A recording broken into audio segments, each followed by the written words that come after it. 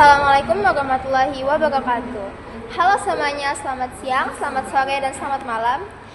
Perkenalkan, saya Nazrati Falia Putri sebagai host dan rekan saya Saidatul Aulia sebagai narasumber. Baik, kami dari kelompok Persatuan antara 1 dan 2 yang akan melakukan podcast materi 2, yaitu penafsiran ayat tentang dasar-dasar ekonomi. Nah, boleh Kak Aulia jelasin nggak? Di sini kan ada ayat Al-Quran yang dijelasin di materi ini. Boleh nggak dijelaskan, dibaca dulu firmannya lalu dijelaskan? Baiklah, saya Aulia selaku narasumber ingin menjelaskan apa yang terkait pelajaran 2 yang telah ditanya oleh host kita. Nah, jadi dalam bab 2 itu ada ayat Al-Quran yang surat Al-Baqarah ayat 29 yang berbunyi Bismillahirrahmanirrahim huwallazi khalaqal lakum ma fil ardi jami'an tsumastawa ilas samaa'i fasawwahunna sab'a samawati wa huwa bikulli syai'in alim. Nah, yang berarti dialah Allah yang menciptakan segala apa yang ada di bumi untukmu, kemudian dia menuju ke langit, lalu dia menyempurnakan menjadi 7 langit, dan dia maha mengetahui segalanya.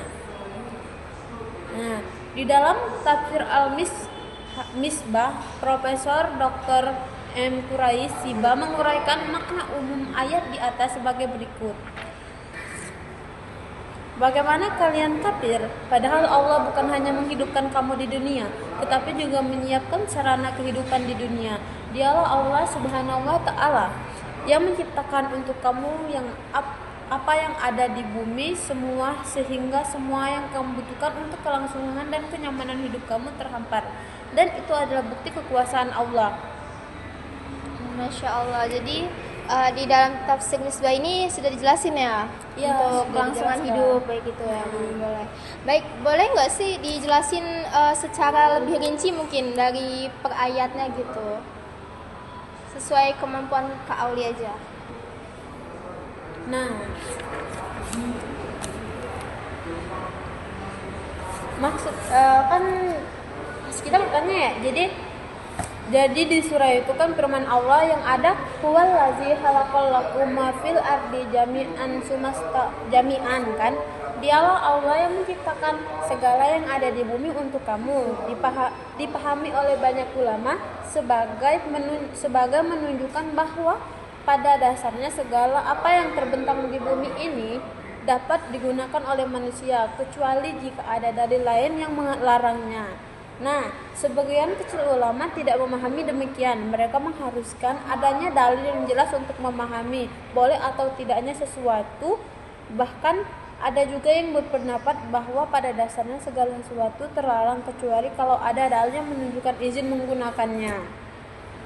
Oke, baik. Kalau selanjutnya di firman selanjutnya itu bunyinya boleh dijelasin nggak? Firman yang selanjutnya yang berbunyi huwa kulli syai'in alim, dan dia terhadap tiap-tiap sesuatu adalah maha tahu, yaitu dialah yang maha tahu bagaimana cara perbuatan dan perbangunan alam itu. Bukanlah pula kamu dilarang buat mengetahuinya, sekedar tenaga dan akal yang ada padamu. Bahkan dianjurkan kamu memilikinya untuk menambah yakinmu bahwa memang dialah yang maha mengatur itu.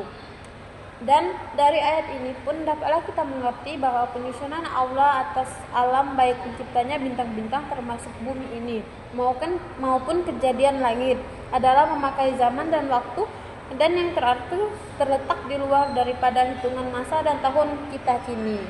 Oke, baik. Terima kasih atas penjelasannya. Oke, jadi di materi ini ada lagi ya Kak ya ayatnya ya? Iya, masih ada. Nah, boleh nggak tuh kita bahas juga ayat yang kedua ini? Nah, ayat yang kedua itu berbunyi yaitu ayat Quran surat Al-Imran ayat 14 sama dengan 15. Ayat 14 Allah Subhanahu wa Ta'ala berfirman, Bismillahirrahmanirrahim. Zuyyina linasi hubbu syahawati minal nisa'i wa banina wa qanatiri muqantarati la mina zahabi wa fidati wa khayli musawwat musawwamati wa an ami wa har zalika mata'u hayati dunya wallahu indahu husnu ma'abi. Ya, Masya Allah. Kayak boleh nggak diinikan artinya biar penonton tuh paham. Nah, jadi Allah tuh berfirman, jadikanlah indah bagi manusia kecintaan kepada aneka syahwat, yaitu wanita-wanita, anak-anak lelaki, harta yang tidak terbilang lagi berlipat ganda dari jenis emas, perak, kuda pilihan, binatang ternak, dan sawaladin. Nah, itulah kesenangan hidup di dunia dan di sisi Allah tempat kembali yang baik. Oke, jadi dari artinya ini bisa dirangkum disimpulkan kalau harta ini itu cuma kesenangan dunia ya, bahwa nanti akhirnya kita juga akan kembali ke Allah Subhanahu wa taala ya. Oke. Nah, adalah keliru kalau manusia menjadikan harta dan anak sebagai tujuan hidup. Nah, perempuan, anak-anak, emas dan perak, kendaraan, binatang, pelihara, dan semua kekayaan adalah menyenangkan manusia, sangat dicintainya. Namun sebenarnya bukan sesuatu yang dalam mencintai benda-benda itu, karena manusia tidak dapat terhindar dari mencintainya. Namun sedikit sekali orang yang memahami keburukan dan bahayanya. Unik ya, jadi kita mungkin kadang-kadang cinta ya dengan harta dan tapi kita nggak tahu ya ternyata ada sisi buruknya dari situ ya. Iya. Yang pasti yang namanya cinta itu pasti ada lukanya di akhir. Nah, betul. Oke, jadi di tafsir ini boleh dijelasin nggak kenapa ini kayak tadi firman pertama di awal tadi? Yang firman yang Iya, di tafsir ini tuh dijelasin kenapa gitu. Seperti di awal tadi ayat pertama. Ayat pertama yang Al-Baqarah tadi. Iya, kan tadi kan dijelasin per firmannya. Nah, sekarang boleh juga nggak dijelasin? Dijelaskan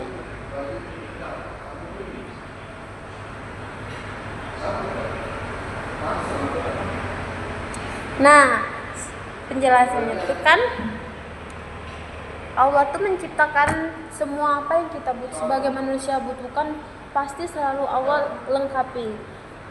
Nah, jadi senada dengan itu kita sebenarnya boleh mencintai sesuatu, mengharapkan sesuatu, tapi alangkah baiknya kita jangan berlebihan untuk mengharapkan semua. Karena walaupun Allah Subhanahu wa taala memberi kita sesuatu itu, misalnya kita kan mencintai harta kita. Nah, kita jangan terlalu mencintainya, karena sesuatu itu bisa saja Allah ambil dalam sekejap mata. Alangkah baiknya kita itu mencintailah, jangan berlebihan sesuatu, mau itu barang, anak-anak, perempuan, anak laki-laki ataupun lain sebagainya. Banyak loh ya, tapi ya Kak Aulia, kasus yang kita punya harta tuh banyak banget. Itu tuh dari sisi pandangan Kak Aulia tuh gimana? Kayak kita punya banyak harta nih, mungkin banyak miliarder di luar sana, dan mereka tuh susah untuk ngelepasin hartanya tuh. Iya. Jadi maaf.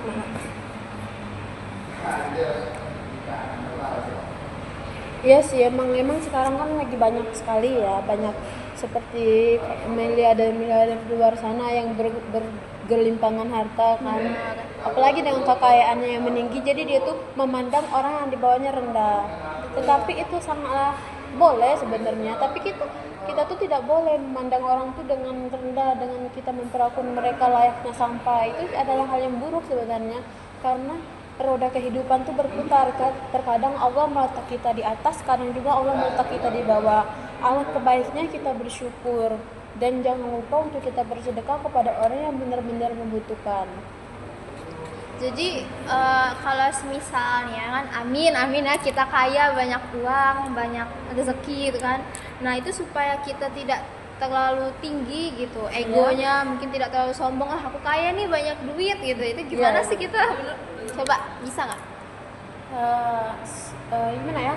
Jadi kan ya yang namanya kehidupan tuh pasti kayak tuh ada yang namanya melangit ya, yang kita harus buat kita bangga, oh kita ini banyak uang, kita kaya, kita bisa paya-paya. Sebenarnya boleh. Tapi kalau dalam Al-Quran tuh kalau nggak salah kita tuh harusnya kita tuh jangan terlalu berpoya-poya di kehidupan. Alangkah baiknya kita tuh berpoya-poya mencari pahala, seperti kita memberi makanan kepada anak yatim, kita bersedekah kepada fakir miskin, kita bersedekah emang kepada orang yang memerlukan. Karena ya alangkah bagusnya kalau kita itu berlomba-lomba dalam mengejar yang namanya kebaikan.